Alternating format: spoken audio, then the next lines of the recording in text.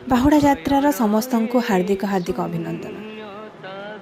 गोटे प्रश्न मो मनरे सेतेबेले उंकी मारुथिला, हेले कालियार मानव अवतार को यथार्थ करने जाई माउसी घर बड़ देउल को फेरिबार लीला मते मोर सब प्रश्नर उत्तर देदेला।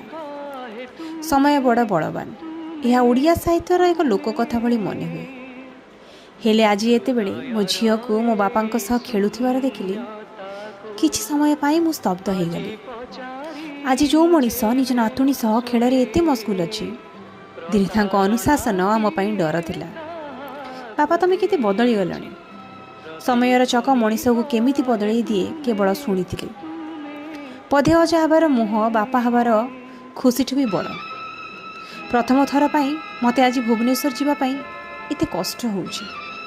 सेपटे गढ़ी तोली मोर नुआ संसार नुआ घर मो अपेक्षार आउपटर से पुराणा मो घर जी आज भी मो माँ देहर से बास्ना मो पिला बेलर केते अभुला स्मृति को ता उष्णता मध्य साइति रखी।